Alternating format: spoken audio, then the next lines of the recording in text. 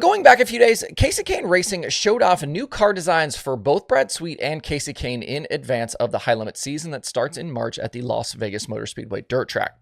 Sweet's Napa car will be mostly white, celebrating 100 years of Napa, and Kahne goes black with several different sponsors on the car, including some new and some old.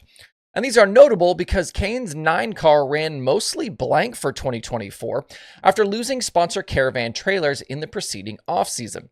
Caravan is owned by Scott Boyd, who's also a partner in SLS Promotions. SLS, obviously a big promoter of World of Outlaws sprint car events in the Midwest. It sounded like Kahne going high limit racing last year probably played a part in that deal going away. Curiously, though, the Caravan logo did re-emerge on Kahne's car at some point, kind of around May last year, from what I can tell. And that happened even with Boyd shifting a lot of his funding over to Carson Macedo and the JJR 41. That logo, it was small, but it was on the bodywork near the driver area, obviously present here that you can see in this photo.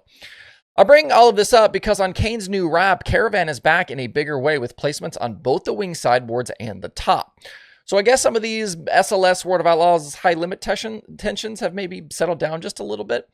The other sponsor addition is one I'd heard about a while back, and this plays directly into that curious kind of case of Kahne deciding to fall off high limit, but then later rejoining. If you might remember back a few months, crew chief Eric Prutzman was announced as switching from Brad Sweet's team to Kahne's, and this new pairing was going to run a lighter pick-and-choose schedule. Prutzman wanted to scale back on his own traveling, but Kahne wanted to keep him, so Prutzman would oversee the KKR operation as a whole and then handle Kahne's car when he wanted to race. But suddenly, right before Christmas, it was announced Kahne was back on the road full-time. I was told a few weeks ago that the addition of a new sponsor probably played a role here and that the sponsor was also tied to NASCAR. As part of the deal, Kahne would also return to do some pavement racing. I'd been sitting on this info because I was trying to figure out the pavement part, who Kahne would actually be racing with and where. But before I could put all the pieces together, the whole thing was announced. That'll teach me to move quicker in the future when I have solid rumors and good information. Anyways, this new sponsor, HendrickCars.com. Kahne obviously spent a significant portion of his career driving for Hendrick Motorsports. Hendrick Cars, also Kyle Larson's main sponsor, and they're backing Corey Day's move into pavement racing.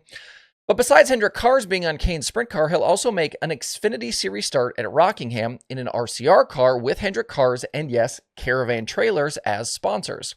Quite the escalation, though, for Kahne in the span of just a few months, from not being full-time with High Limit to now having sponsors on board, a full High Limit run, and his first NASCAR appearance since 2018.